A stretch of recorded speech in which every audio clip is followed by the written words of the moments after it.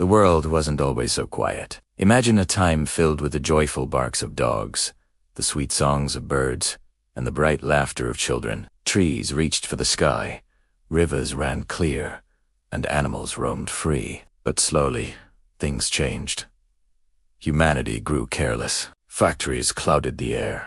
Conflicts scarred the land, and the earth began to weaken. One by one, the animals vanished. Dogs, ever loyal, were the last to stand by humanity's side, even as the food disappeared and the air grew thin. But in the end, they too faded away. All except one. His name was Rusty.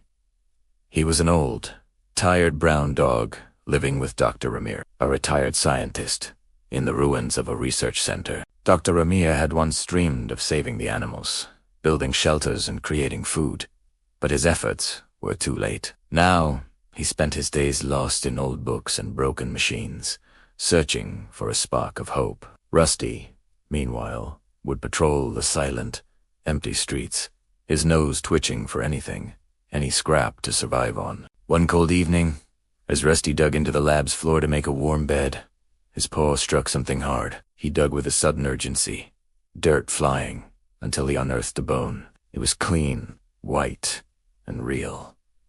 The scent was unlike the artificial food he knew. It smelled of a forgotten time, of life itself. Dr. Amir knelt beside him, his hands trembling as he took the bone. "This is impossible," he whispered. "It's a natural bone, untouched. Rusty, this might be the last real bone on the entire planet." For Rusty, hunger was a constant, gnawing pain. This bone was everything he could ever want. That night, Rusty couldn't sleep. He just stared at the bone. His aching stomach screamed at him to eat, but a deeper instinct, a sense of loyalty greater than himself, held him back.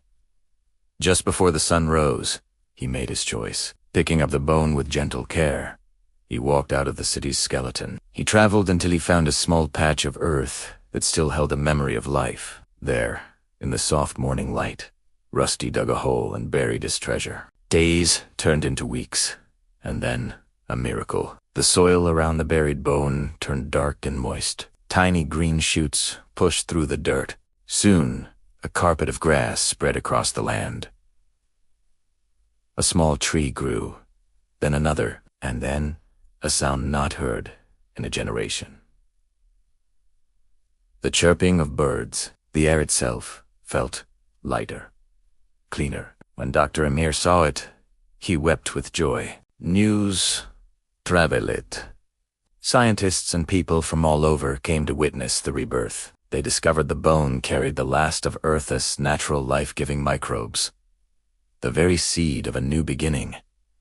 Nature was slowly returning. Rusty grew old, resting peacefully under the shade of the tree he had planted. Children would visit, their laughter echoing as they touched the soft, green grass. When Rusty finally closed his eyes for the last time, the world was alive again. And deep in the green earth, the last bone had accomplished what no machine ever could. It had saved the future.